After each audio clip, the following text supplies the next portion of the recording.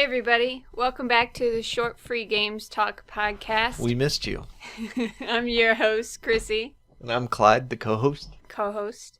And this is episode 5. That's right. Of our podcast, where we talk about short, free games, although I think we should actually take short out. Yeah. Some of these were quite long that we played. Compared to, commercial releases, they're pretty short. Yeah, you're not going to put 100 hours into these games, probably not. I mean, you might. You could. Yeah, but you're probably not going to. So, in this episode, or in case you want to play any of these games before you hear us talk about them, we're going to talk about The World Beneath and Dog of Dracula 2, a kinetic novel, Off Peak, and Dream.Sim. All right. Psyched. So. Ooh, and we have a new section now. Yeah, where we ask each other questions. We have one question each for each other. Yeah, but that's going to happen in the middle. We're going to slip it in, so you won't notice. Why did we decide to do that? I don't know. You said it was halftime. No, I mean, why did we decide to ask each other questions? Oh, well, I had something I wanted to talk about specifically, and it seemed like the podcast was a good place to talk about it. And you are competitive, so you're like, "Oh, Chris is going to ask me a question, so I got to ask her a question." I don't know why you decided to join in, honestly. Why? Why did I decide to join in, or? Yeah. I don't know. All right. So the first game we're going to talk about is The World Beneath. Okay, that's a good one. Yeah. Tell us your history with this game. I actually think this is the most interesting part to me. I played it on itch.io and really enjoyed it. It was browser only. And I couldn't figure out how to restart, so every time I couldn't get any further, I would have to reload the game, which can take a lot of time, especially at night in our house. We don't have internet-friendly area. And so I started playing it, probably once a day for about a week. I'd keep on playing it, when I got home from work for about a week. And then I'd find myself returning to it every once in a while, maybe once a week or so. How long ago was that? How long ago did I start playing it? Mm-hmm. When you were playing it once a week, browser-based. I don't know. I'm horrible at judging time. Was it this year? I don't know. I'm horrible at judging time. Okay, so it was long enough ago that you don't remember. Yeah, so it kind of became this one life, almost like a Spelunky run, the daily challenge, which is actually funny because thematically it's got similarities. Is it what is it called? Roguelike? Well, yeah, it kind of is a roguelike. Yeah, I'd say so. Okay. So, I really enjoyed it. I continued to enjoy it. And, I sent a Twitter message to the developer asking for a desktop build so I wouldn't have to reload it every time I wanted to play it. Mm-hmm. And so it would be full screen. And, they managed to do it, which was really exciting. Because now I can play it in full screen, and I don't have to reload it every time, through the browser. Yeah, I can see that being a huge benefit to this game. I did not realize how much I would appreciate full screen. Really? Full screen makes so much of a difference. Because I think the game is beautiful. It doesn't have as much visual variety as I would like it to. But you can't even see. Okay, so now is a good time to talk about what happens in this game then, because you can't even see anything in 3/4 of this game. It's completely dark. Well, that's a huge part of the mechanic, right? So well, not only the mechanic, but isn't really necessary because you can't see anything. I beg to differ. Oh, do. The first time I played the game, I remember the first time I played, and what happened was, okay, I want to talk about your first time first. Okay. Because my first time was so similar to your first. Well, it was similar in some ways. You got my first time and my second time mixed up. Yeah, my first time is similar to your second time. So tell us about your experience of playing the game. Okay. So you start this game and you go into a I don't even know how you get in there. It's a well. Yeah, and it's all blue, like... I mean, it's not a well, but it feels like a well. What would you call this? It's like that fake ice, like a lot of low triangles connected together to make... It's a low polygon mesh. Okay. So you get that, you go in, and you can barely see anything. It's really light. Mm-hmm.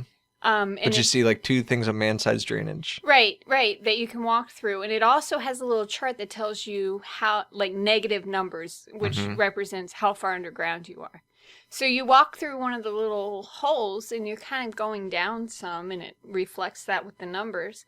And you see this chest of lights, so you pick it up, and you have a button that lets you throw a light. Which is also what's typically the jump button in other games. And as you do, a flare comes out of you that you just picked up 10 of, and 2 things happen. In number 1, it makes a really interesting sound. It's like like a chord, or is it a single note maybe? Yeah, I think it's a single note. But it's different for each one that you throw. It kind of changes, so it's not like you have that same note every time you throw one. It's an ambient kind of chime. It's like... Yeah, that's exactly right. And the flare only stays lit for a couple of seconds. Yeah. So my first experience, I got the 10, and I don't know anything about this game. I got the 10, and I go into the next room. 10 torches. 10 torches. And I see another nest of torches, and I'm walking to it, and I fall into a hole into a deep, deep darkness. So I am throwing the torches in order to see, like, where to go. And I run out of torches, and I'm in the middle of nowhere, and that's the end of the game. And if I would have had to reload that browser, I would have been like, Oh, is this your second time you're describing? That's the first time. Okay, so it's your second time. So the second time I decided to be a torch hoarder. And this is me still thinking like, oh, maybe we can get out of this well. Maybe the goal of the game is to get out. No, little baby Jessica had a happy ending. Yeah, I could too. But now I actually think the goal is to see how deep you can get. I don't think you can actually get out. I think it's always a dead end. So as you go deeper, you will find there are rocks in front of doors that you can't actually go through. So my second time I decided... And sometimes the rocks... Well, there's sometimes it's like they're sealed off with rock. Or what I've thought of as concrete. You can tell they're a sealed up door. Yeah, there's sealed up doors, but other times there's just rocks kind of, what's the word when you block something? Obscuring the entrances. But you can still go through it. Correct. And these things are so psychological, because when you're down there and you see a door and you're trying to get through it and it's blocked, it's horrible. Because you're stuck. Yeah. You can become stuck. Especially when with your last torch, you got a glance of the rim of the entryway. Right. You have about 2 seconds in one direction you can see. And so you're like, okay, I have a pretty good idea of what direction to go. So you orientate yourself a little bit, until you think that you've probably hit a wall, and then throw a torch, which will be like right up against the wall. When you're not going anywhere, and see that entrance that you saw an entryway to is actually sealed up. Oh, it's horrible. And, yeah. and then you're gone. Oh, but talk about your second playthrough. So my second playthrough, I decided I was going to get out of there alive. So I decided I wasn't going to... A, I was going to look for holes in the floor and not fall through them. Yeah. B, I was going to stay... the hole traumatized you. Yeah. And B, I was going to stay in the level where there was still light. Because before you descend to a certain depth, you can still see. Yeah. So I was going to try and stay. And 3, I was going to be a torch hoarder. So, because I was just throwing torches. Ooh, I can throw torches. I didn't realize, that they're scarce. Yeah, they are the resource of the game. So I went and tried to stay upper level and collect as many torches as I could. And I think I had about 60 when I started going down. And then I found some more, and I kept going down. And then you get in kind of traps where you, get disorientated because it doesn't just stay black with the blue walls. Some levels have, this red... Those disorientate you. Totally disorientate. Because it gives you the false expectation that it's light. Looking back at it, I remember you having that reaction to it, being like, oh, I'm so lost because I'm in the orange room, which Yeah. was interesting because I typically treat those rooms as beacons. They As are like bright orange light, but it's so bright you might as well be in the dark. Yeah, yes, but it is an identifiable room that I will not confuse for another. I do a lot of backtracking when I play. Really? Tell me. Well, let me tell you what my first time was like. Oh, well, one more. Let me just finish. So I ended up throwing like 10 torches in that room to get out, and that was horrible. Yeah. And then I kept going down, and I fell in a hole. Well, you jumped in that one. Oh, I did? Yeah, because you didn't have any options. Oh, there was no other way to go. Yeah. Right, you have less and less options the more you go down. And then I fell into a hole that was a room that had 5 doors that were all sealed by rocks, and I had 60 torches, so I just threw those suckers one at a time and listened to the chimes and died a sad death alone in a hole. Yep. With no one to know. So the first time I played, I didn't realize that the torches were a thing. That they were a resource? Well, I kind of realized that they were a resource, but I didn't realize that they were valuable. Okay. And nobody's going to know that in the first playthrough. And so I was on the top, I think I was on the top level for the entirety of my first game. Really? Yeah. You didn't fall in any holes? I think I happened to get lost. Okay. And you know how you can just barely see stuff? Yeah. I saw a slightly different pattern on the ceiling. And I was like, okay, I want to know what that is. And by this time, of course, I had seen that the torches light. They're like glowing tennis balls. So I throw one just to see the ceiling, and it makes this chime. And there's ambient tones throughout the game. You don't have to throw it in order to get any ambient tone, but these are far more prominent, the ones that you get when you throw the torches. And so I threw a torch in order to see what the ceiling looked like. And I'd spent so much time in the darkness because I was just not using the torches that the sudden appearance of a beautiful colored texture in the 3-dimensional mesh. Oh yeah, the lights make a texture. And hearing that tone at the same time, it was just like... You were like, I'm going to throw all my torches. That's exactly what happened. Yep. I was there and I was like, that was more of this, please. And so I just sat there and it would be like, ba, ba, ba, ba. It was like I started really getting into the rhythm of throwing the torches and just had this awesome light show. You trick yourself into thinking it's a music game. Well, it is. And so then I felt and then I was like stuck there in the dark and I'm like, oh, okay. So I guess that didn't work.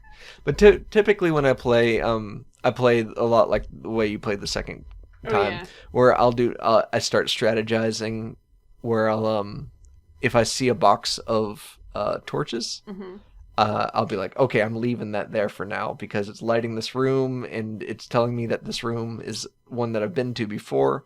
So really? Yeah. So then I start going. I try to explore you would go away from those. Yeah, I'll try to remember. I'm really bad at remembering how many lefts I've taken or whatever. Yeah. But I do leave the torches until I commit to like a hole. Where you jump down the holes.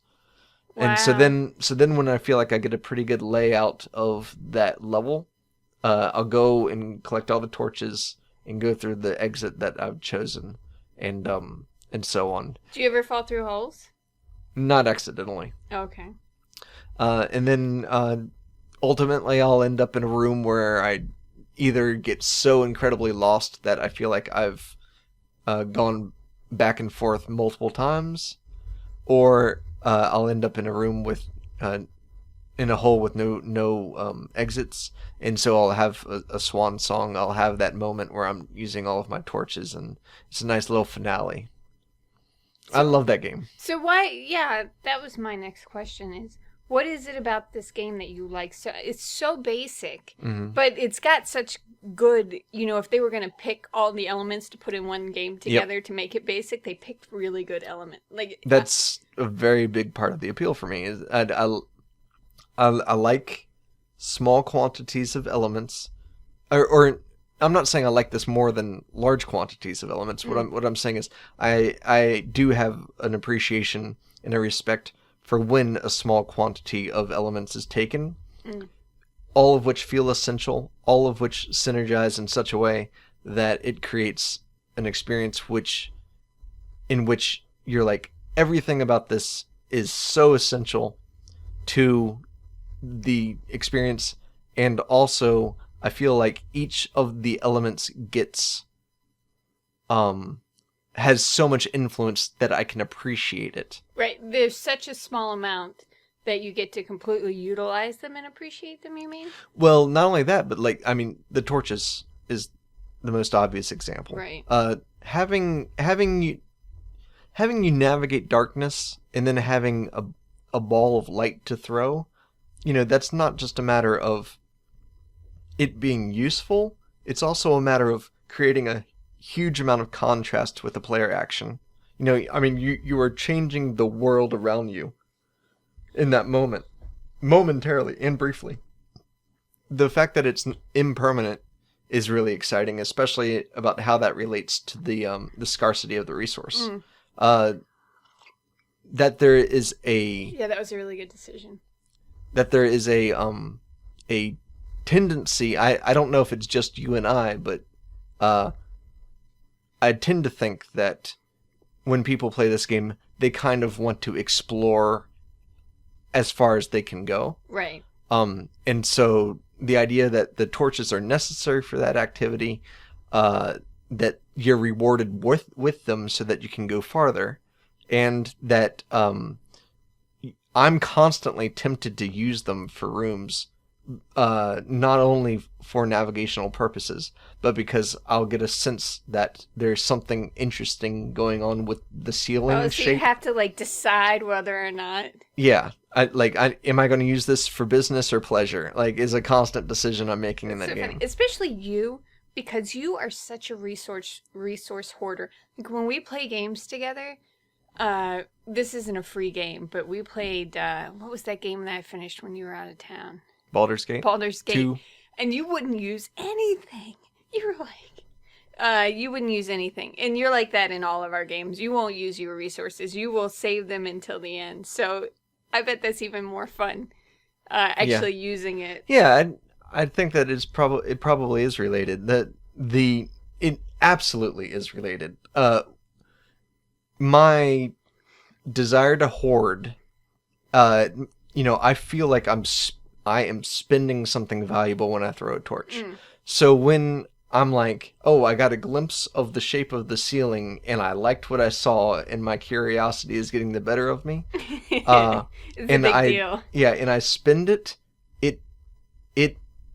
I think that I am becoming vulnerable to an extra amount of appreciation of what I'm about to see. It's there's a concept called a Zen view, and it's this idea of like if you have a vista from like a mountaintop, for instance, and you have it's all walled in, but you leave one opening, and the idea is basically when it's got some amount of scarcity, you have a different mode of appreciation than if it's constantly surrounding you. Then you kind of filter it out. But true. So having the torches there is really cool. I think, I don't want to talk about what the game isn't, but I see a lot of potential for adding more.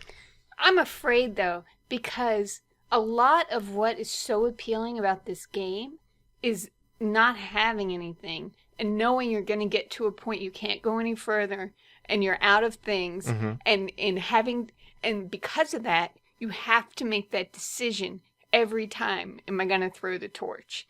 It really makes the impact. I was trying to go through a straight path so that if I had to go back I wouldn't have to use a torch. Like 3/4 of my decisions were based off of the not wanting to throw my torches. Yeah, but I mean, what if there were more temptations to throw your torches? Such as, like, what if you heard a really strange noise in one room? Oh, okay, so you're not saying add more things in along with torches. Well, no, I'm not saying add more abilities in. I'm saying add more, like, I I would enjoy if there was more variety of things to discover in the rooms when you throw the torches. I see. Either it be more textures, more structures, more shapes, more like I see more variety to want to explore. So something that's saying, I'm going to throw. I'm more tempted to use up my torch just to see what's in this room. Yeah. Besides pure navigational purposes. That's true. I kind of agree with that. Because one of the reasons I really liked this game, which I was surprised I like it because I don't usually like games you can't win, but I like how little there is to work with in this game. I mean, it's one of the benefits. Sure. Yeah, absolutely. But what you say is true. It would be nice to have more temptation. Speaking during your second playthrough, so when I was watching you, you were so like when Chrissy plays games, if she gets really into it, she narrates so hard, and so it's like, I'm getting all of the thoughts Chrissy's going through, and when she commits to that hole and she jumps down there, and it's a room with all sealed exits, and she hasn't seen this before. Watching her accept her fate was, it was hard. Archetypical. It was it was a powerful moment. Tell me. You're going, you went through all phases of denial. No, you're constantly turning around and thinking that this can't be right. This can't be right. There's a way out. There's got to be a way out. Is there no way out?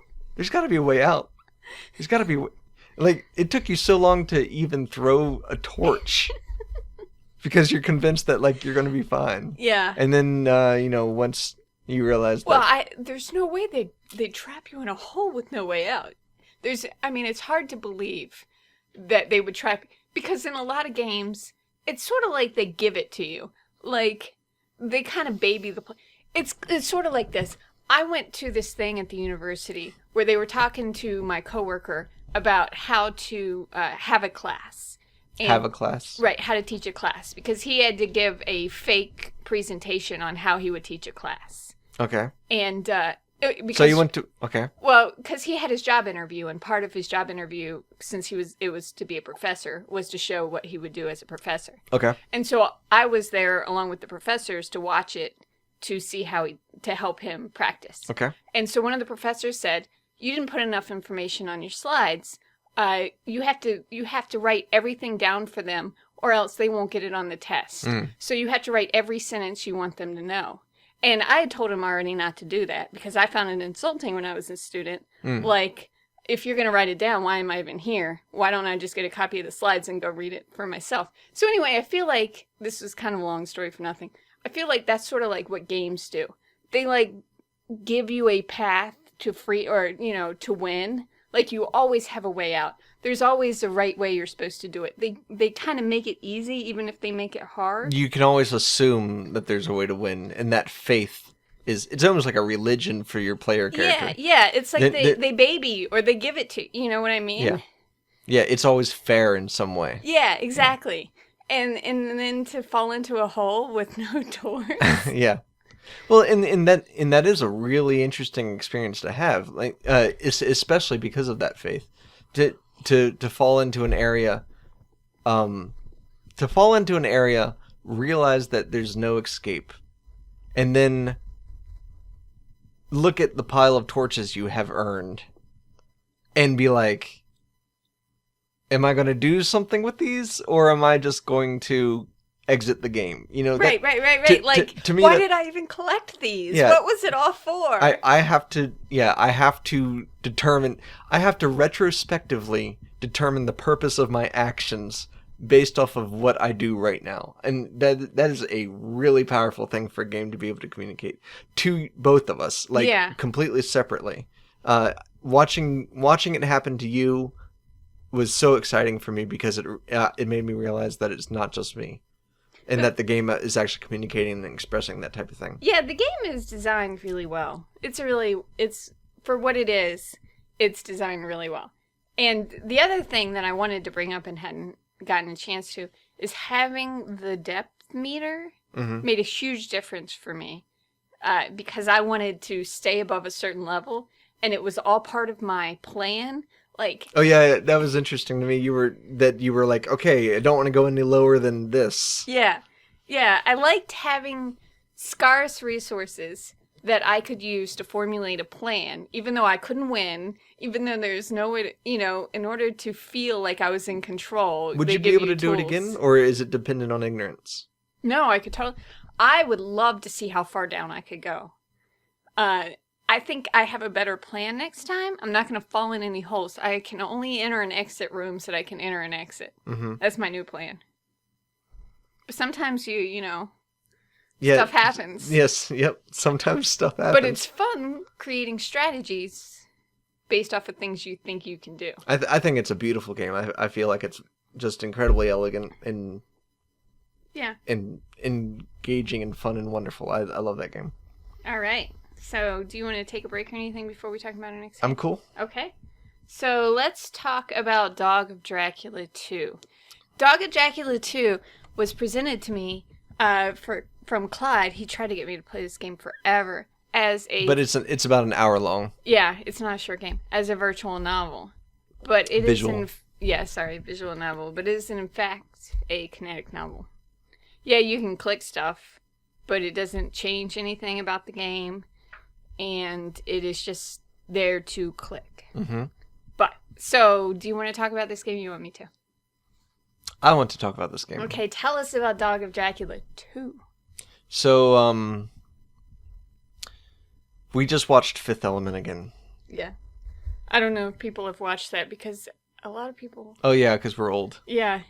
So And that movie came out like when we were old too. Fifth Element is like Sci-fi, It's cyber... it's a watered down mixture of Stargate and Blade Runner. And it's got Tricky in it. Yeah. Which is a huge plus. And as we're watching it, we haven't watched this movie in a really long time. And I'm going, oh yeah, I remember what my attitude was towards this movie. It was, I'm constantly feeling like this is a lesser version of something that I enjoy, but then finding myself really enjoying it. Yeah, but they've got so many elements of it, and I don't know if this is like from the... Again, we're talking about Fifth Element, not the game. Right. It has so many elements of it where he'll like tell her to shut up, or things that we didn't remember from watching it in the 90s. The movie has a strong tone of misogyny. Yeah, but it is like guy who, needs to save the world in a super future, and she is capable yet vulnerable, and aliens, and has to save the world pretty much. But in like a... But he's gritty, like... almost like a middle-class cyberpunk.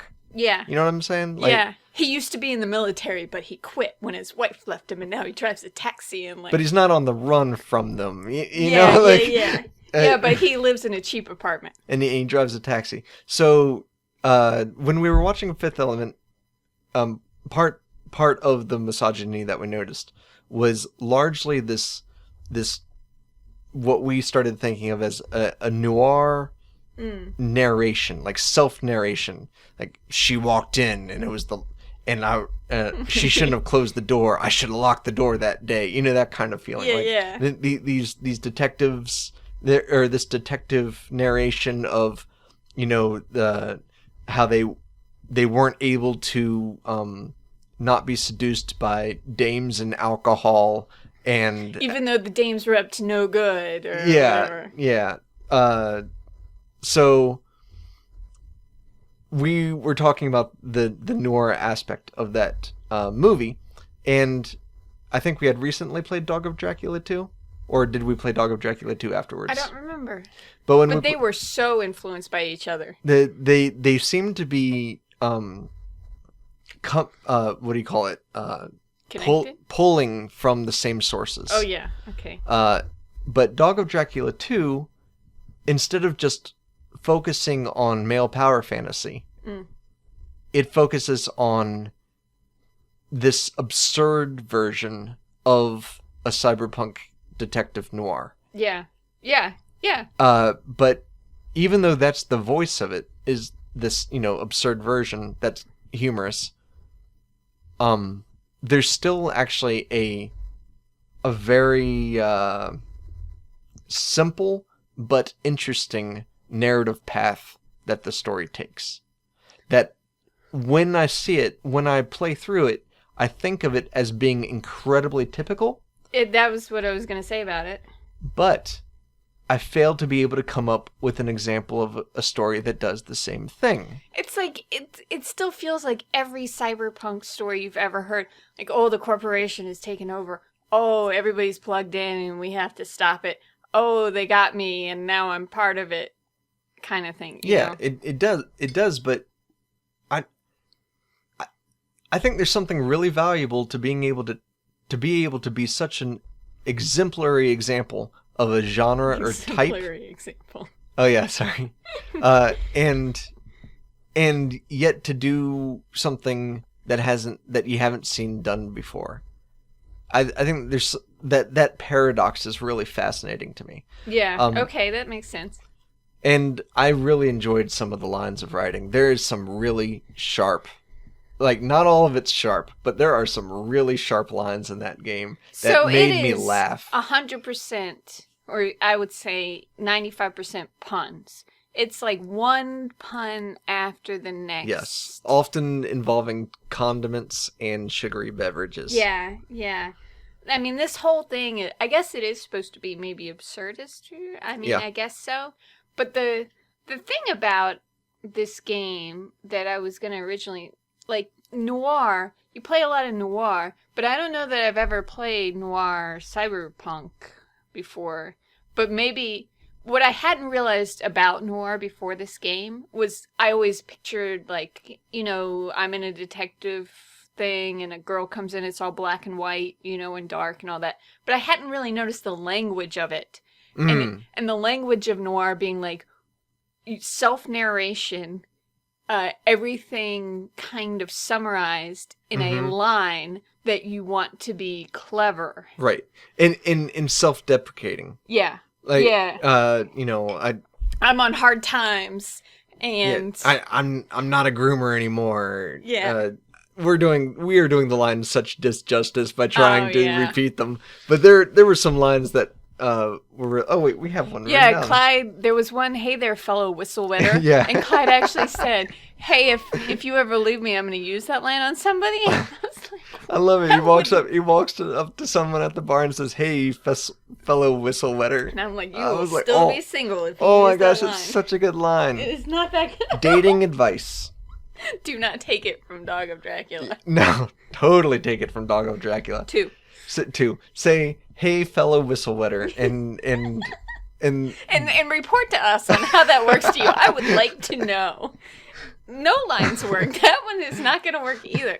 But Clyde got super excited, like, about some of the lines. But why is it that you wanted me to play this game so bad? I think it's got one of the best stories of the free short games that we've played. Really? Mm-hmm. What part of it? Is it just that you felt like you hadn't seen this story before? There's actual characters. Being the dog? A lot of the games that we play are incredibly environmental based or just moving elements around kind of things. Rarely is there much investment in characterization. Yeah. And even when the characters aren't incredibly deep, I appreciate them when they're there. And I felt like this game had just really interesting characterization. Like, I didn't really think that Dog was very interesting as a character. But I totally thought that the main character and Sukiban were interesting characters, even though they weren't that deep. They were just, there was something about them that is, what's the word for evocative. But both of them make me think of that world and just I don't know, they established themselves in my mind. They were developed enough where I want to hang out with them. Oh, that's interesting. And that's something I rarely see in games in general. I mean, like Dragon Age. You just liked hanging out in the world with them where they were doing things. Yes. I see. Yeah. You know, that so rarely happens in games. I didn't really think. Maybe I wish I had that pointed out while we were playing, because the whole time I'm like, this isn't a visual. I think I was so focused on that it wasn't a visual novel, Mm-hmm. and that I wasn't really making any choices, and that it was bad puns, that I wasn't really paying as close of attention to other things. What are some of the choices you would have liked to be able to make? Yeah, I don't even know that it's possible for that to be a visual novel. Because it was telling a story, and I don't see how the story could have deviated. If you had to walk to the bar by pressing to the right... Oh, no, that would have not... I want a visual... I'm fine with visual novels being all...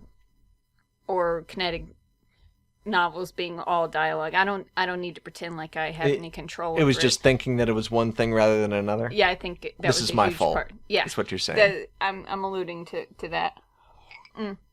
But, and at the same time, I'm not interested in kinetic novels. But, maybe I should be, because I like to read. I don't see the difference between reading a story that has pictures and reading a story that doesn't. Maybe I need to start changing my attitude towards kinetic novels. I'm really fascinated with the what clicking on the page in order to advance dialogue and small quantities of animation and triggered sounds does to reader interaction. I'm really fascinated by this. Well, you usually really dislike kinetic novels. Yeah. So when you were like, well, the clicking makes it feel interactive, it doesn't make it feel interactive with other ones. I think maybe the reason that I have a hard time with kinetic novels is because the line divisions, as in the divisions between what's on one click and what's on the next, is typically just based off of the dialogue. The lines of the dialogue, as in switching between who's saying it. Okay, yeah. Or it feels like it's just arbitrarily dividing up an exposition. But in Dog of Dracula 2, I feel like it's probably because of the puns, actually. It's like every click is a joke. Oh, okay. So so you're kind of forwarding the humor? Yeah, well, yeah, it's like they feel naturally segmented, so they come into that format really well. Whereas other things I read, I don't get any small senses of conclusion, I guess, or segmentation. I don't know what it is, like a period at the end of the sentence kind of feeling from other kinetic novels. And maybe also because you get another picture, or you get the environment along with the next line, that it feels like you are forwarding the next line. Well, I mean, I don't think that this game was particularly good at that. I don't think that the pictures changed incredibly frequently or anything like that. Okay. But I do think that the writing style was something that made it so that I had a much easier time enjoying it as a kinetic novel. But you like that style of 80s, I'm gonna hit my cop car with the skateboard. I think of it as like pinball backgrounds. Yeah, totally. And I do enjoy that. It would be interesting to play another kinetic novel with a similar theme and see how I felt about it. Where you like ride a dinosaur or something. Yeah. All that stuff. I love dinosaurs. I know. It's totally a thing. It is a thing. But the other... what was I going to say? I had one more thing to say about this. Do you have anything else to say while I'm trying to remember the other thing I had to say about it? It was obsessed with Japanese pop culture references. Like senpai? Well, not just that. There was a ton of them at the beginning. I wish I could remember them all. Like, there were a lot of inside jokes that I got that made me realize that there must be a lot that I'm not getting because they're, yeah, there was so so many like specific. Japanese inside references, mostly at Oh yeah, the beginning. Hatsune Miku or whatever, the hologram singer Vocaloid. Oh yeah, there was a lot of that at the beginning that I didn't understand. So it was interesting that they mixed so many genres, because then they mixed the Japanese thing with like throwing Spanish, like they've combined, plus the noir. It's interesting how many things they tried to combine into one game. It is a fascinating world they've created. Yeah. The condiments is really odd. Yeah, I don't know. Maybe it's because it's sauce, like you're on the sauce. I don't know. And being a groomer was also really odd. Yeah, that was really odd. What do you think that does to the game? What it makes you feel like you're supposed to be getting something like there's a pun that you're not getting. Let's pretend that ketchup's is Quaaludes. Okay. And that grooming is what? Being in the military or something? What? Secret ops? Special ops? In Dog of Dracula 2, how would that change the game? I mean, it would just make it less absurd. Do you think that the humor would have hit the same? Well, like the actual lines, the humor jokes. Didn't really. Oh, there were some that were hilarious. But then how do you think it would be different? Do you think it wouldn't be? I think I wouldn't realize that I'm supposed to laugh. Oh, really? You wouldn't know that it was. Yeah, I would think that's just kind of goofy rather than I'm watching a movie of one-liners and 1 out of 10 is gonna be pretty good.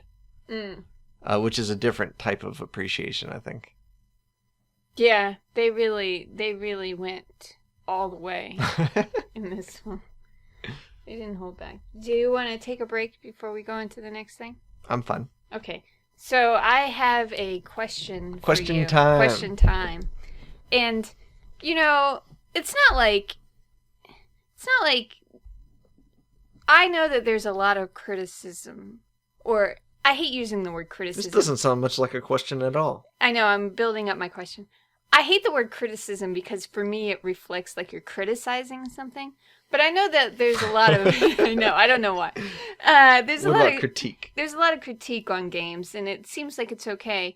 But I don't know. Is there a lot? Isn't that what you're like doing all the time on the computer? Well, I'm interested in it, but that doesn't mean there's a lot of it.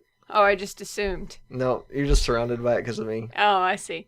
So, I'm having a hard time figuring out, like, is it okay that we're talking about these people's games? Or sometimes I think I get the feeling that people are not okay with us talking about their games. Mm-hmm. Like, in a way, we're sort of giving our interpretation, and although we're not authorities and that people aren't really listening to us, but, like, on the internet, when people talk about their interpretations, does it, like, cloud how other people see the game? Absolutely. Is it do people not want us to talk? What do you see it? Why do you want to talk about these games? And why do you want to listen to other people talk about these games?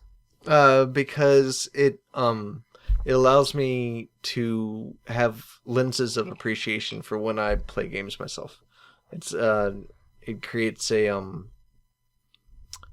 it's like a tool set that I can choose between and apply as I'm playing in order to more fully appreciate the piece of work in front of me. So if you heard us talking about the game, you wouldn't think, oh, this is when you went to go play it. What game? Okay, let's say you heard us talk about, I don't know, what's the game we interpreted? Interpreted? Yeah, like, I feel like sometimes we talk about what we think it's about. Like, thematically? Yeah. Oh, we just did that with The World Beneath. Okay, so what if Because I was talking about, being trapped in the dark and having to come to the conclusion of what do I do with these torches. Yeah, but I don't really feel like that's the same thing, because in a way I feel like that's the only conclusion you can come to. Okay, well that just means that you're confident about it. Yeah, I don't know. In games where you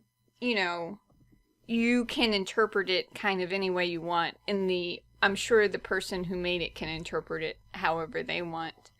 Let's go back to The World Beneath. Okay. That's a good example. Because you're so confident about that being the correct interpretation, it's a great example. Okay. So, because what you're while you are concerned about being seen as an authority, you're also so confident about your interpretation of that game that you can't imagine another. Yeah.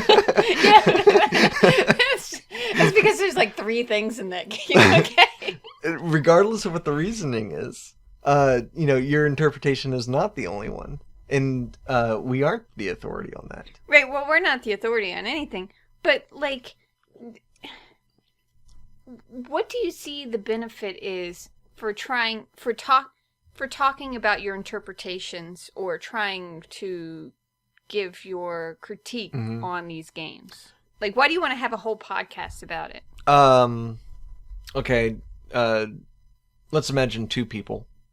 One has never played A World Beneath. Mm-hmm. One has. Okay. The person who has never played A World Beneath wasn't going to play it, even when they saw the screenshot on our wonderful-looking Tumblr. Yeah.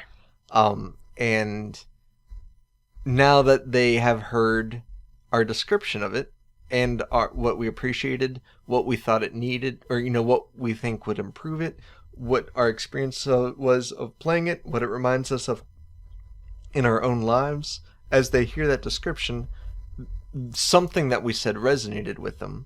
And so they're thinking, okay, well, I'm going to go play that now and see if it resonates with me in the same way.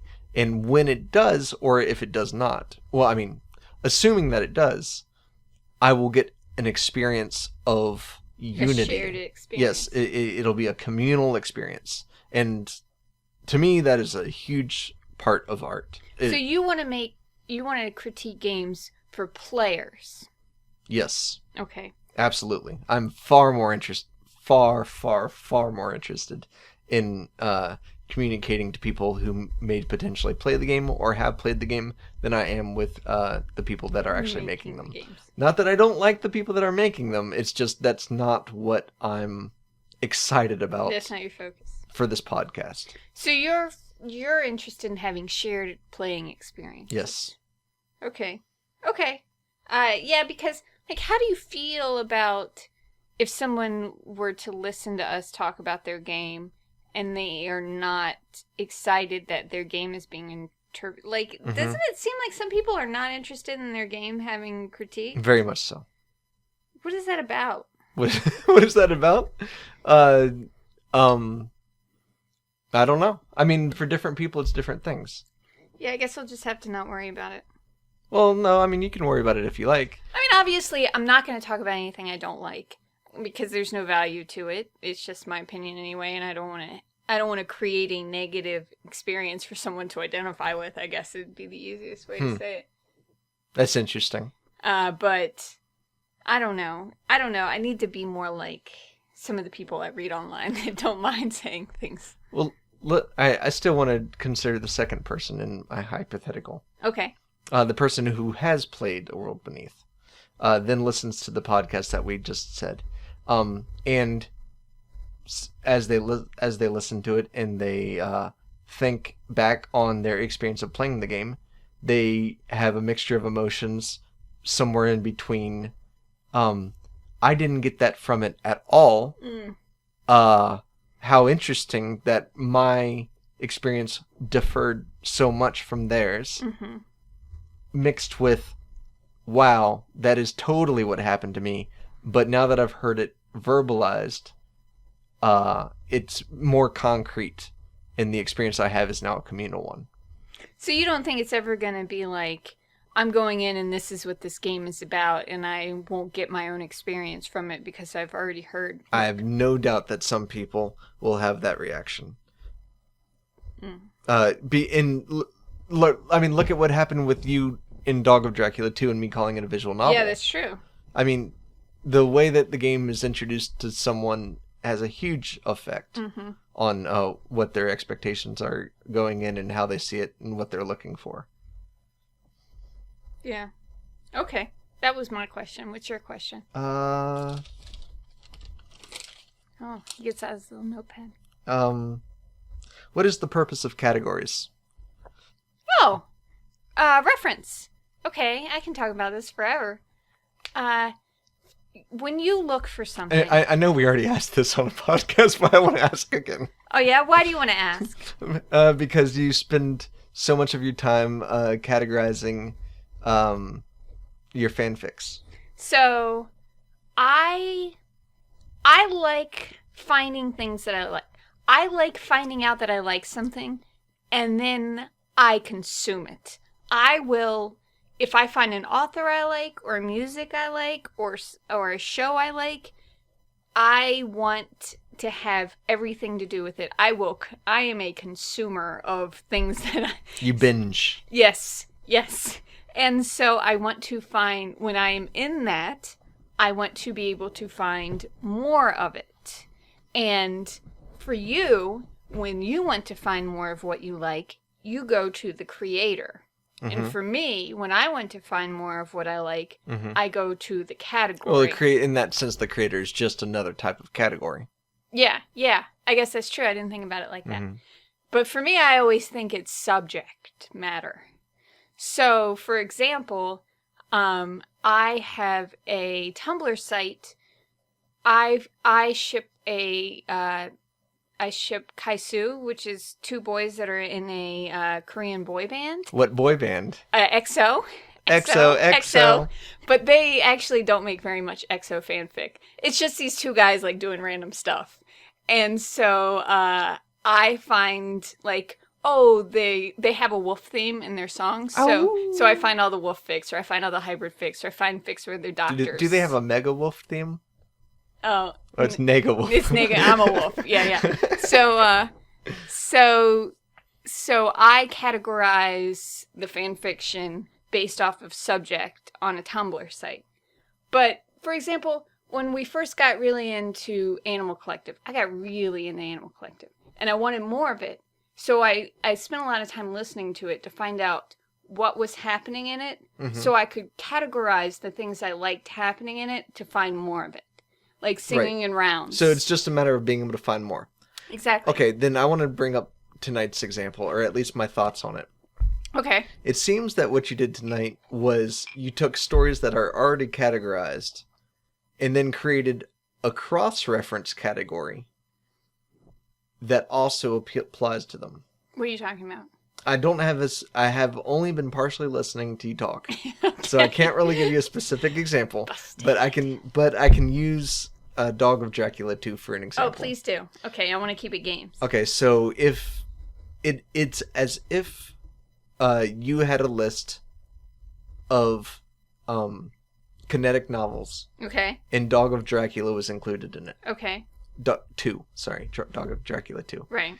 And then tonight you said, I'm going to make a new category, and this is going to be noir. Okay. Noir games. So it's like you created a cross-reference. But at the same time, it seemed like you were creating something.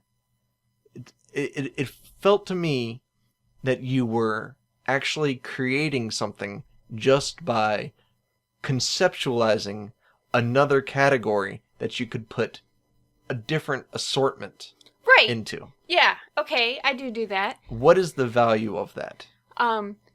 Well, because when you're playing a game and you really like a small aspect of it versus everything that happens, versus, let's say in Dog of Dracula, you like you like condiment puns more than you like noir. Okay.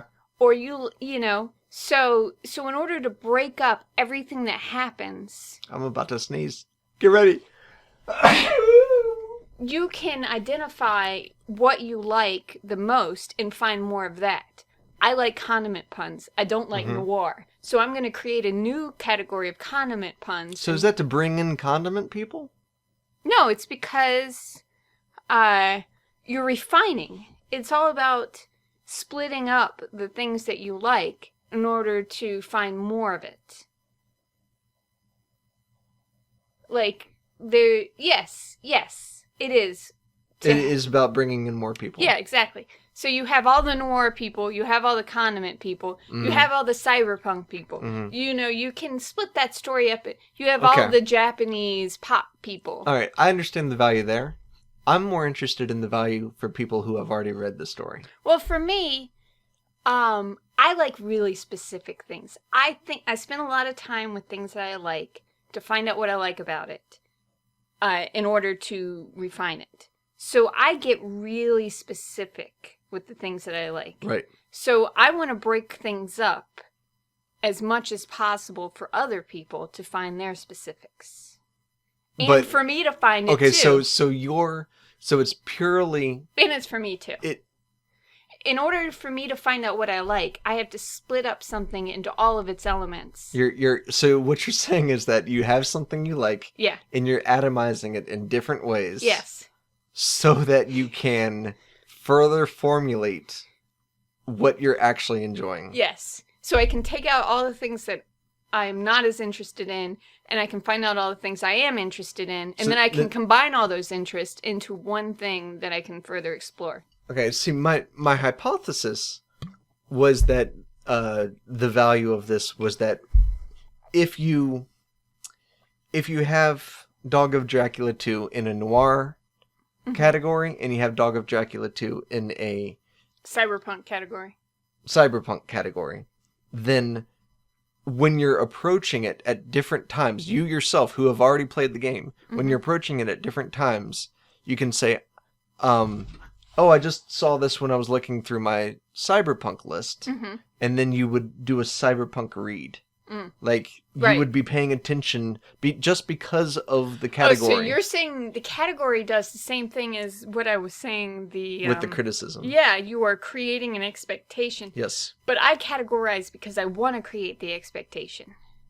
I want to read. Well, yeah. I'm not saying that you wouldn't want to. Okay, but see, it's an expectation I created for myself, not something somebody else created for me. Okay, that's interesting to me. Because I go through, if I want to read all cyberpunk stories and I like a certain kind of cyberpunk, I want to read the kind of cyberpunk that I like. So I will categorize it. Do you know what I'm saying? No, this seems like a completely different thing than what we were talking about. Okay, then tell me again. With stories that you've already read, what is the value of recategorizing them? Oh, because I'm going to read them again. I read everything like 100 times. And I'm going to want to read them when I'm in the mood for something specific. Like if I'm in the mood for cyberpunk. Yeah. I want to... So it's just a matter of reference, being able to find it? Yes. Okay. That's what categorizing is for. And for other people to be able to find it. Let's talk about... Do you need a break? No, I'm fine. Let's talk about Off-Peak, because this reminds me of it. Okay, let's talk about Off-Peak. The reason Off-Peak reminds me of it is, before describing the game, I'm fascinated with the idea of memory castles in video games. What's a memory castle? I mean, I know, but I feel like we need to say it. A memory castle is the idea that the spatial portion of your brain is better at remembering things than, for instance, the verbal one. And so, as you imagine yourself moving through space, you see objects or places in which things happened or were placed. And you're using the spatial part of your brain in order to trigger memories. And by doing this, you're able to remember more things, is basically the idea. Okay. So I'm fascinated with the idea of creating Unity 3D games, basically, that are memory castles for things that you want to remember. So really, I had no idea this was happening. So how do you have a secret life from me? Yeah, right. So as we walk around our own house, right? I'll run into objects that never come to mind. This especially happens before somebody comes over, and you like go through your house to see what it's going to look like for them. Yeah, you do the was it brand confirmation of your house. Yeah. I might find a drawing that I haven't seen in a very, very long time, and it reminds me of the place we were living when we did it. Okay. Or the subjects that you were interested in at the time. And I just would not remember that had it not been for me encountering it on the way to something else. Okay. Okay. And I'm fascinated with the idea of populating a Unity 3D world. Oh, I can see why this would make you think of Off-Peak. Yeah. I don't remember. Talk about a game that we're interpreting. Okay, so I guess we should talk about Off-Peak now. Okay, let's talk about... Oh, yeah, what were we talking... Oh, we were talking about categorizing. Okay. Does that Yeah, I don't remember. Oh, I'm so sorry. No, I mean, it's my fault. Okay, good. If only I had a memory castle. Yeah, right? So, Off-Peak is a... Do you mind if I talk? I hope. I just did a lot of talking, though. Maybe it's your turn. Yeah, but you sound so good. You're so sweet.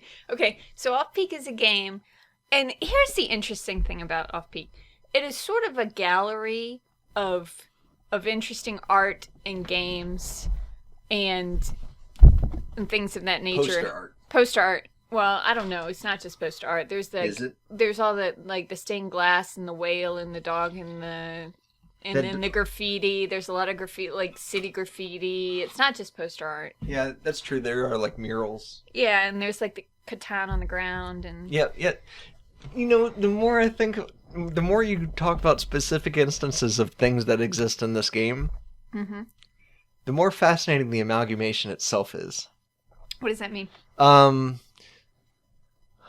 gonna blow this one up. Okay, let's do this. So it's about to blow. Sorry. So subcultures. Sometimes the way I think of subcultures, not actual subcultures, but fantasy subcultures. Ideas, concepts of subcultures, the names of subcultures. Subcultures as genre. Gamer culture would be one. Okay. So I think of them as having an amalgamation of signifiers that are culturally accepted. Culturally, not only within the subculture, but also outside of the subculture. Okay. So someone outside of the subculture sees Minecraft and says, oh, they are a gamer, for instance. Oh, yeah, but see, then the downside of it is this isn't a game. It doesn't belong. Yes. It's got incredible quantities of complexity. But I'm interested in the idea of what I guess you could consider microcultures, especially ones that are completely fictional. In that, can you take an amalgamation of, four things?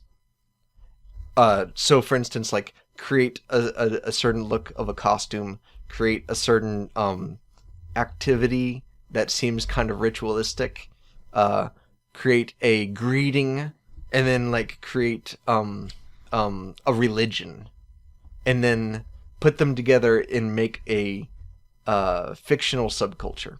I'm laying this foundation out for the conversation. Okay. I'm fascinated with that idea of whether or not that's possible, and the value of imagining hyper small micro subcultures that may be fully personal. Hey, wouldn't it be fun to have a roguelike subculture generator? Oh gosh. Holy shit. You could just put those four things in oh my and see god. what I have a hard enough time with Secret Habitat.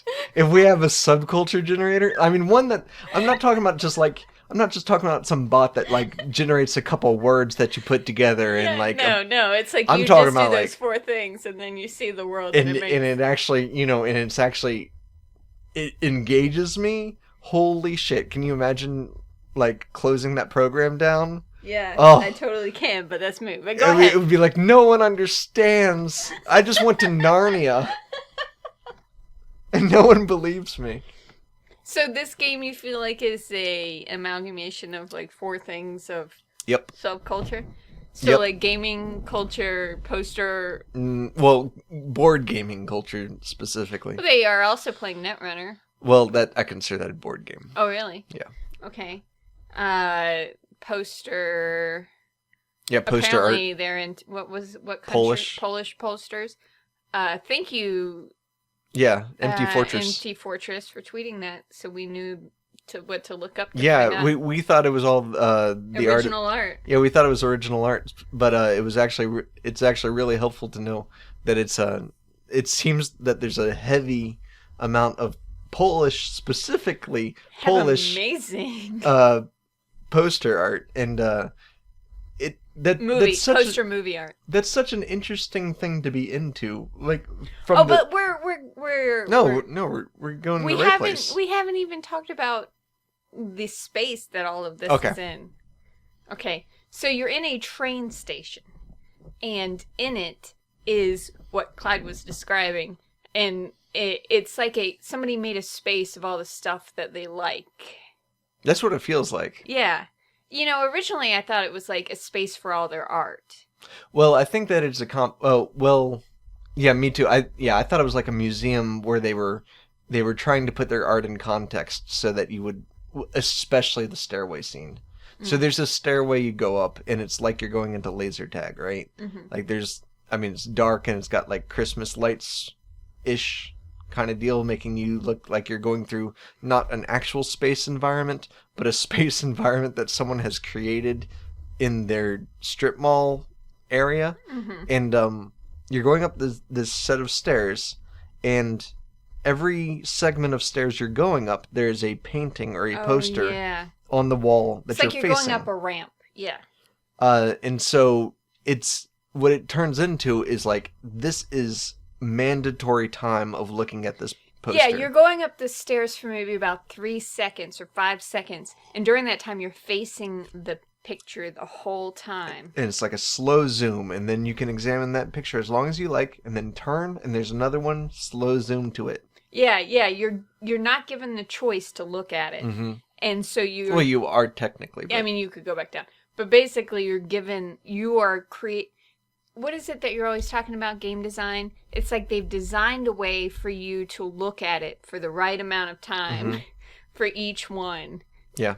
And it seems like an intentional attempt to make someone appreciate two-dimensional art by using three-dimensional space. Yeah, yeah. So in this train... The interesting thing is this is sort of like a No Fun House kind of game. I always talk about this. It's my reference. No Fun House is such a great reference, so that's good. Yeah. It's like an art environment almost that you can explore. But they give you a task in it of finding like some ripped up ticket pieces to take a train out. So it's like they give you a kind of a objective of being in the space and for exploring it. And at first I was like, oh, I don't really care about looking for the ticket. Like, this is an arbitrary objective. But in the end, playing another game that we'll talk about after it, I really do appreciate the objective, even though I wasn't really that interested in finding the ticket, because it really did motivate me to look around the environment and feel like I had a reason to be there. So for me it wasn't like that. For me it wasn't the motive to walk around the space. In fact, it kind of took away from the motive to walk around. Because I was like, get the ticket! Quit looking at stuff! Yeah, I guess. No, it wasn't because of you. It was because it just... I guess I enjoy not being reminded that I'm supposed to do stuff. This is a personal thing. Oh, yeah, that's true. If I know I'm supposed to do something, I'm indignant towards it. That's true. So... I don't like being reminded that I'm supposed to do something in a game.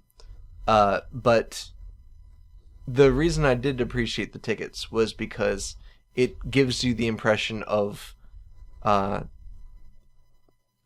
here is a number of sites that are worth your time, and if you get all of these tickets, then there's not anything that you haven't seen that really needs to be seen. That's what I like about it. It's just it's a checklist. Yeah, and basically this environment is like what we were saying. It's like somebody built an environment of things that they like for you to walk around and explore. And it's a lot of really cool things. Like the poster art is really cool. There's a lot of like city type graffiti. Mm-hmm. It's so specific. Yeah, it really is. And this gets me to that idea of a hyper microculture, like a very specific imaginary culture, which which involves Yeah, it's not just the cattle imagery. skulls. Yeah. Like magical cattle skulls. Like supernatural triplets. Yeah, they're like totally building up this guy Marcus the whole time. Like people outside, like he can't hold us down, and people are like, "Oh, Marcus is gonna be mad. He's not playing." So like playing the piano. And Marcus is in like charge of the circus that rules the city. Circus is another one. Yeah, so Marcus is like totally built up, and then you like go to the roof, and there's like Marcus. And he's just some guy sitting up there. Chrissy was disillusioned by Marcus, but he was really built up. Whereas when I saw Marcus in his natural habitat, it made me think that he was far more of an interesting character than I had yet. Because here's a fellow who has decided that small power is good power, and and the train station that they run, they're going to build a throne in.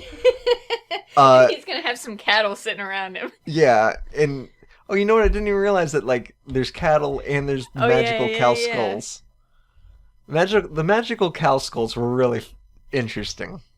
Yeah, they were weird. Yeah, it's so specific, like inconsistent. That if it was just one magical cattle skull, I'd be like, oh, okay, it's just a thing. It's like a lucky memento that one character has. No, this is a world of magical cattle skulls. Yeah, they're like a thing. People have them in their hands. Yeah. And you touch one at some point. Oh yeah, skulls in general. Yeah, there are skulls all over the place in general. Yeah, that's an interesting theme. It's almost as if I keep on using the word signifier. I guess I like that word right now. I guess. It's as if the skulls themselves are signifiers of something that is like a subtext for the environment itself. Like, if we knew the secret of the skulls, would we then look at that one? Would that one tall protester, have a completely different meaning to us? That's an interesting concept. So it makes you feel like there is symbolic things happening in the game. Is that what it? There are symbols in the game. It's just a matter of decoding them add story or. Oh, I see. Yeah. Either way, it manages to create a sense of mysticism. And they make characters ish that you can talk to. That far more than most of the games we play do. Yeah, that's true. Especially for these art wandering games. I think this. Okay, so right now I'm working on a visual novel that's character based, big time. Not big time as in it's a huge game, but big time as in it's big time characters. Character based is the most important aspect of it. Right. And this is the first time I've had this type of challenge, and it is of a magnitude more of involvement and effort than I have experienced thus far. Right, you're not just making a mechanic that you can permute or iterate on. Yeah, it feels completely different. If you iterate a character, it's like you create a bunch of similar characters, which is not what a character-based thing is, right? So, right, and you need the character to actually have defining personality without being a stereotype. Right. So, it's like, you're always wanting to put more and more depth in them. And so, as humans with high social capacity, when we approach an object in a game that is supposed to be a character, though we do treat them with a lot of compromise, like we already know that they're not going to be very impressive to us as people because they're in a game, they're an NPC in the game, they're going to repeat their dialogue pretty quickly. Right. But I mean, as soon as I saw a person in Off-Peak, I wanted to know, how deep does this person go? Really? Oh yeah, because you went through because when I started it the first time, I started it and then it was too light in the room, so we had to wait until it was night. But I just walked up to that guy playing the steel. yeah, And I just went through one of his dialogues. Mm-hmm. I wasn't even interested in keeping on going. But you went through all of them and then started over. Like, you were totally interested in everything everybody had to say. I really want to see how deep they go in. It's not and only... I hadn't connected the character thing you're into right now with that. It's not only the dialogue either. It's the ability of the characters to cross-reference each other. So, for instance, the Marcus is by far the best example. Oh, yeah, they're all talking about Marcus. They're all talking about Marcus, and that develops Marcus's character, and it's a twofer, right? Mm-hmm. It is developing the character of the people who are having opinions of Marcus, and it's also developing the character of Marcus themselves, right? Creating a set of expectations for when you finally meet Marcus. It was a big deal, and the expectations you have when you meet Marcus affect how you see him as a character. Also, that's true. That all of that is character depth, and I'm really interested in seeing how much of it I can. Imagine if one of the Netrunner players was seen in another section of the game in a completely different context. You know, that type of thing has an exponential effect of creating a sense that there's more than I'm aware of. And when that comes to people or, characters, it has a huge benefit. So, well, that's cool. I don't think about characters as much as I probably should, especially because I like having characters around. Like, ever since we watched all those Step It Up movies, and Moose was, like, the best character in all of them, and then there was the one without him, and there was, like, nothing happening, and I realized how important it was to have, like, a personality. And then Moose came back, and there was nothing in it. Yeah, poor Moose. They ruined him. Anyway, I still don't associate that kind of thing happening in games, because everybody is so static, and they just have their lines, and I'm just going through it. Yep. But I need to commit more to thinking about, like, what is it they're trying to say and how are they being represented, I guess. Yeah, there are more things to look at than their lines of dialogue, for sure. Yeah, that's true. I mean, their methods of dress, whether or not they have two sisters. And the other thing about this game that we haven't talked about yet, but of course I'm going to bring up since I apparently do this, is the music was really awesome. There was a really good soundtrack playing. You go into the mushroom garden and it changes. It was fun listening to the music, and it set a tone, almost of hurrying. I felt a little bit like... That's interesting. Yeah. I vaguely like remember it as being like almost like soft jam band. Oh, for me it was like jazz of like, I'm going somewhere. I'm at a nightclub. I do remember like a real nice dry bongo kind of section. I think that was when you're crossing the bridge. I liked the music in it a lot. And I liked the poster art in it a lot. I liked all of the things that you look at. It was fun to see people playing Netrunner and us trying to figure out who they were going to be because we were really into Netrunner. Yep. Like, there's a lot of fun aspects to this game because of being part, I guess, of the culture of playing games and things like that. But, and I really like looking at most of the art, too. Yeah, we looked at all of the posters a lot. And I don't know how different of a game it would be without the arbitrary goal. The tickets? Yeah. Like, how much time would I have spent in it? Who would I have talked to? You know what I mean? That would be an interesting experiment. Yeah. But we're going to need 2 Chrissies, and we only have 1. And I already played it. One thing I want to talk about with this game, one thing I want to mention is that when you first look at the train station area, you see a clock. And when I saw that clock, my first reaction was, What time? I did that Unity tutorial. Oh, yeah, that's right. And then you were like, look at that space trash. Yeah, okay, so, yeah. That's another thing. Clyde coins a term. So when I looked at that clock, I was like, I did that Unity tutorial. And I mean, it's so similar to the clock I made in a Unity tutorial that I really still believe that is the clock from the Unity tutorial. And I love this narrative I created in my mind that this is their first Unity game. And well, they did a great job for their first Unity game. Right. Well, I mean, this is... Oh, yeah, but as Eleanor told me that Unity's Unity's not really coding anyway. So. Right. But I'm not an authority. I know nothing about the author of this. Sorry, I didn't really mean that. I was just making fun of somebody who said that. Sorry. Okay, I'm not an authority. I do not know anything about the creator of this game, but the narrative I created in my mind was, this is their first Unity game, and they did the clock tutorial, and they're like, oh, well, I got this clock. I might as well make a ton of cool shit after it. So I'm just going to I'm just going to build a world in a game around the clock tutorial. I love that idea. And if you look up at the clock, you see this one unlit cube. I think of it as an antenna. That's what I thought it was. That's floating slightly to the right of the clock.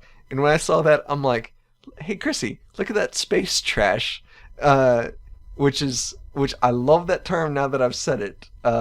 For the idea of like the thing when you're working in Unity, you'll typically I will end up creating a cube in order to test something out, and then instead of destroying it, I'll put it somewhere. I'll just kind of move it out of scene because I'm like, oh well, I'll need to use this later, but I never do, and so I end up with what I'm now thinking of as space trash. Okay, I have to take a break before we start talking about the next All game. right. Well, talk a little bit while I go pause it so that we don't have to fix it. Yeah, actually, we shouldn't take a break because the next game we're kind of comparing to this game. But I really do have to. So it doesn't matter. Okay. And we are on break 1. All right, so the last game... We're back. Yeah, we're back. The last game we're going to talk about is Dream.Sim. And it's interesting playing this game today because we played off-peak yesterday, and I feel like they are very similar, but really not at all. Right. Similar at all. Do you want to talk about it, or you want me to? I want you to. Okay. So, Dream.Sim, I don't know if the dot's really in there. And by saying that I want you to talk about it, what I mean is I want you to start talking about it and for me to interrupt. Okay, well, that sounds like reasonable activity. So, this game is a total, no funhouse style, doesn't even have that much going on. You start in a house that has more like an apartment. Yeah. But maybe a condo. Everything in this world has got, a neon edge to it. Like, if you're going to edit a photo in neon and all of the contrasting lines become different colored neon colors, and everything else is sort of like a black, then that is this world. The font especially. And so there's multiple layers and you're in a city. It's sort of like, I don't know if you've ever been in art class, but you have to draw those 2-point, 3-point drawings of cities. Or what was cubes. What was that show you made me watch on PBS? Oh man, he is totally into that kind of stuff. Oh, that guy with he's got the bandolier of markers. Yeah. I can't remember. Anyway, yeah. Ancient cities? No. But anyway, imaginary.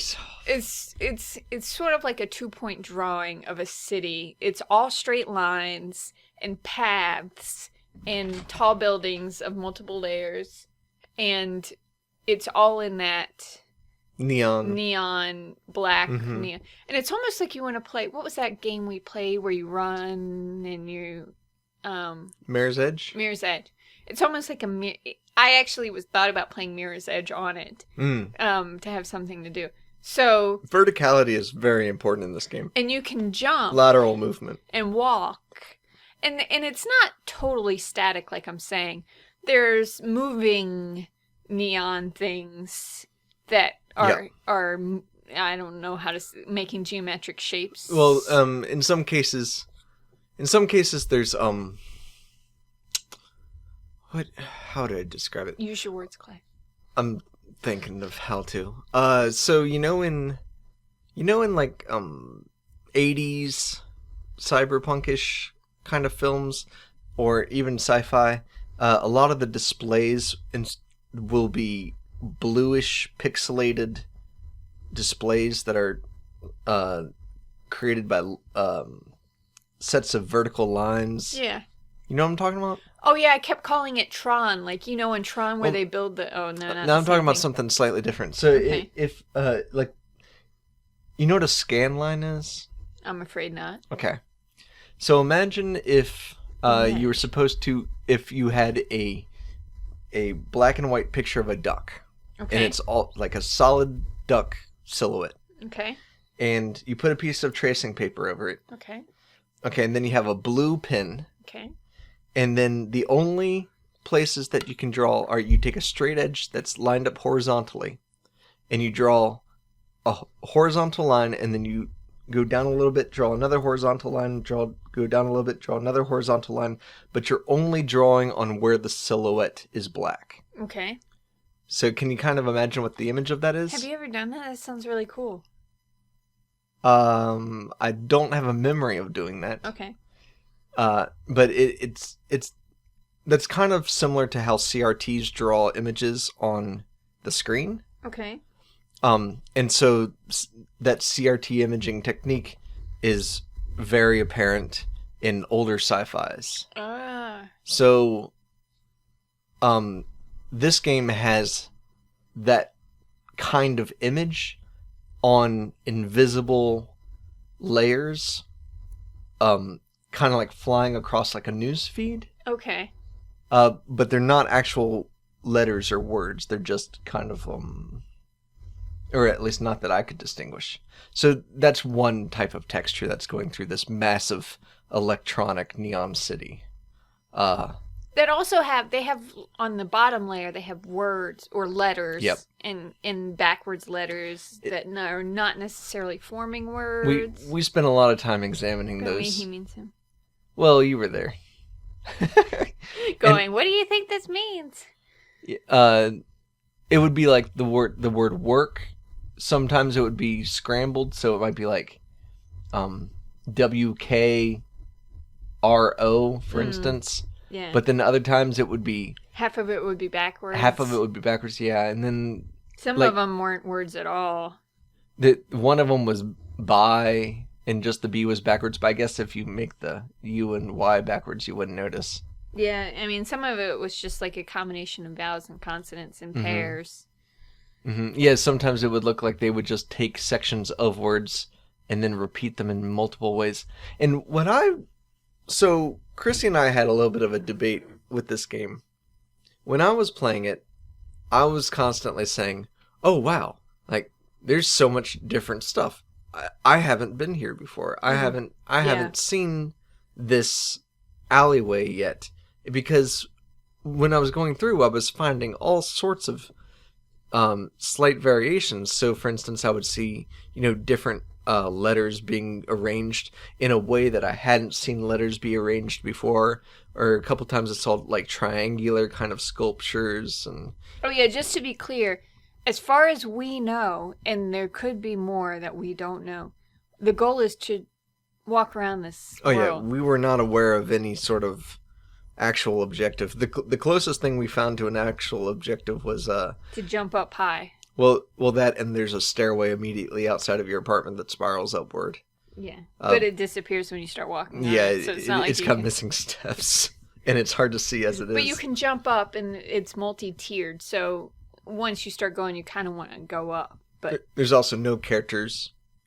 It's just you in this world. It's just you in this empty world, yeah. So, yeah, while Clyde was exploring it, he was like, oh, look, this corner is different than that corner, and up here is different than over there. And for me, it was like, oh, I'm just in this city of neon lines. It seemed that you generalized the style with a large enough scope that it all seemed very similar to you? It did seem very similar to me. And this goes back...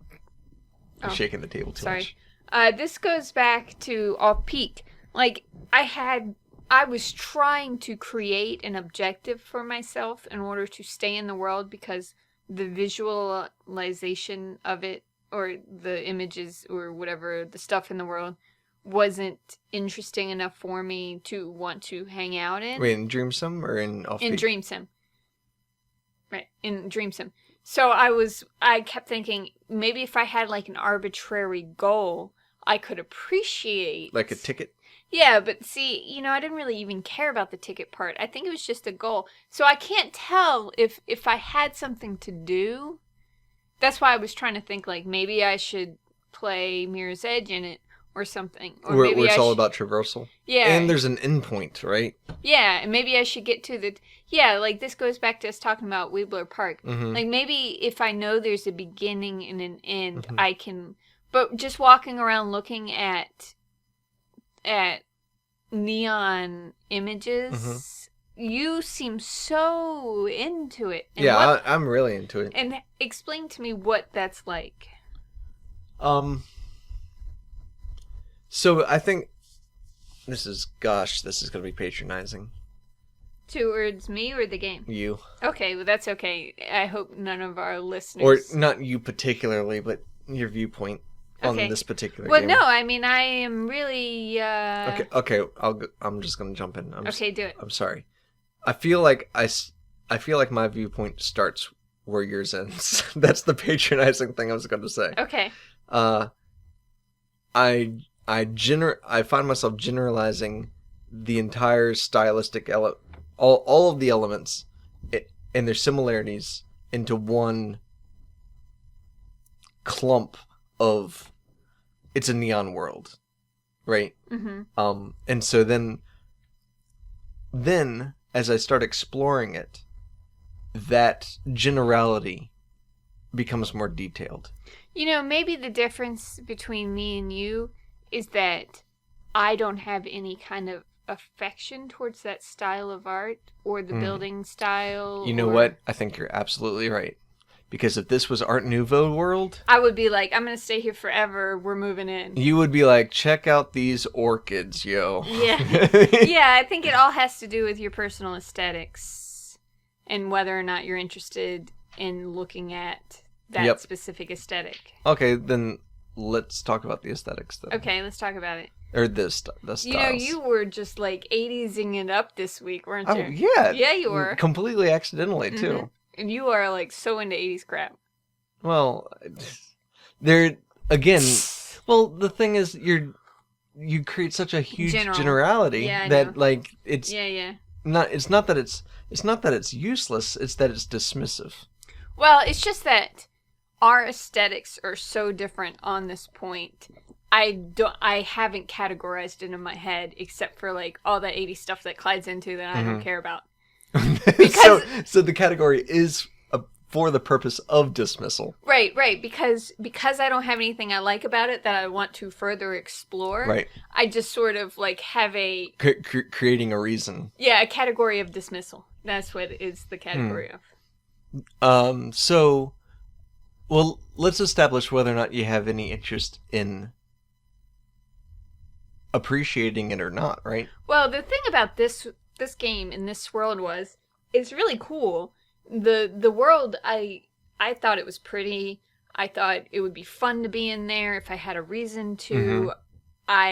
It's not that I'm totally dismissing it as useless or art that I'm not into. It's just that it's not enough for you. Yes. Alone. Exactly. That's exactly right. You want to talk about? And it's enough for me alone. Yeah. What part of it is? Well, when I take that generality of like where I don't have a generality of neon world for the purpose of dismissal, but I do have a generality of neon world that ends up dismissing. What does that mean? I end up kind of like looking at that world thinking that I've seen it before. Okay. And that there's nothing new for me to see. Okay. And then as I start exploring it, that turns out to be wrong to me. Like, that's why you get so excited about the little differences that you find. Correct. So I start noticing subtleties, and the subtleties that are not in my conception of what this thing is, become something I'm fascinated with. So the best example in this game is the words that are on especially the ones on street level. The words that were arranged on street level. It wasn't just that there was words that were scrambled. It was that they had different types of arrangement. So this is a really good example of my experience playing the game. In my tendency, there's a cycle that I go through repetitively. Okay. And it's important for me to say that this isn't possible in every game, but it is possible in Dream.Sim, which makes me value Dream.Sim specifically more than some other games. Really? Yes. So, when I get down to street level and I start examining the words, I see a pattern in, it might be the word work is scrambled, just generally scrambled. Mm-hmm. So then I'll move a little farther down the street and I'll see that there's another word scrambled, but it's got a different pattern of being scrambled. Instead of being scrambled, all the words all the letters are in the same order as they typically would be, but some of them will be flipped.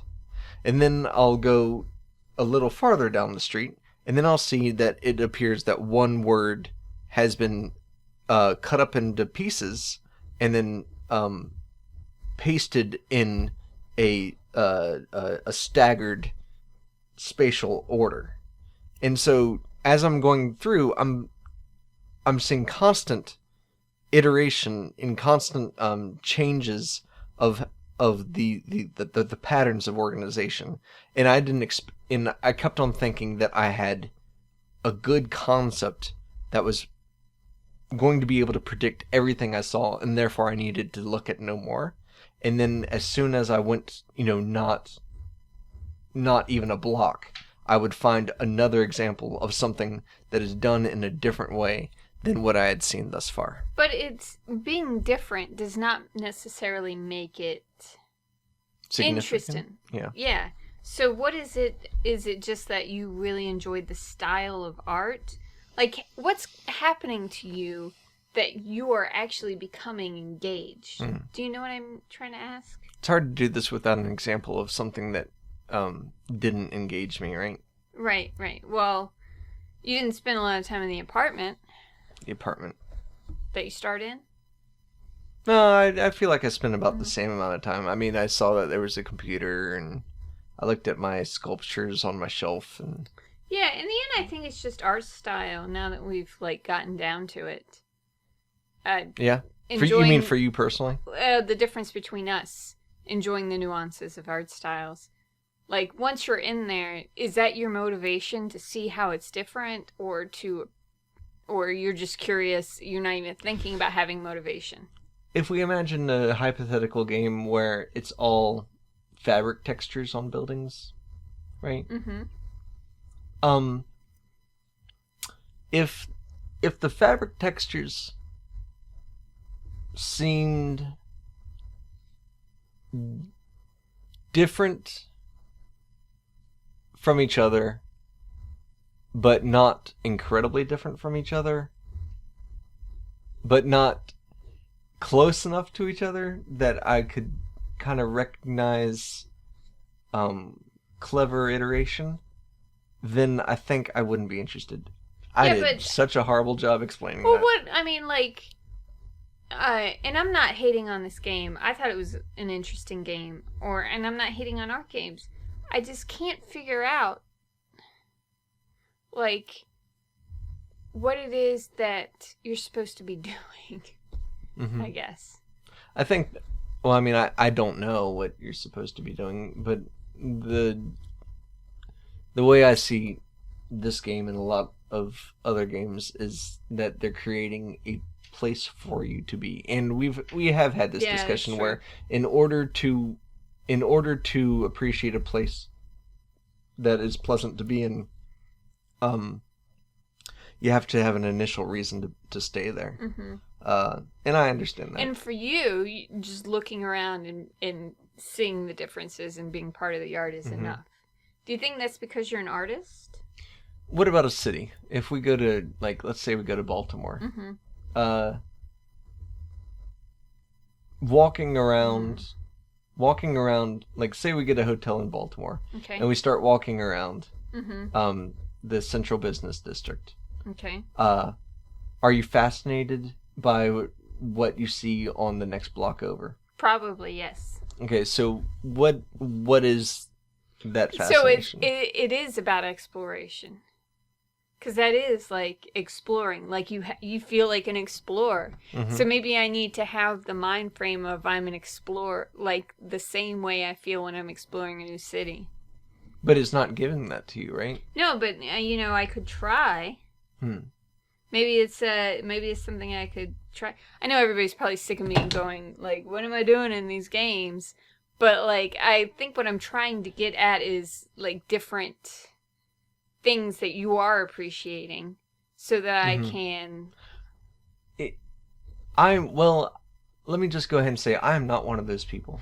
I'm serious, and I want to show you that I'm appreciating your viewpoint on this because I think it's interesting and I think it's different than mine, and that's why it bothers me when I'm about to say something patronizing, not because I'm worried about hurting your feelings, but because I'm concerned that I'm going to be representing a view that is dismissive of yours, and it's not that I fear being seen as that because I think that is bad.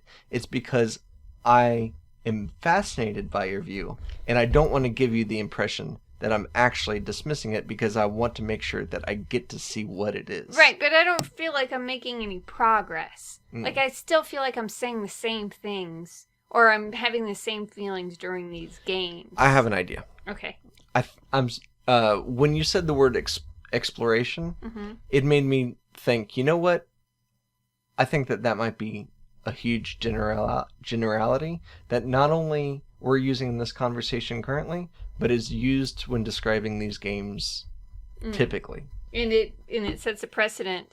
Like what we were talking about earlier, it tells you what you're supposed to be doing. Yes, it's creating a set of expectations of what you don't have to think about anymore when examining the concept, and we might be skipping something that's incredibly essential. That's true. So let's determine two different types of exploration. Okay.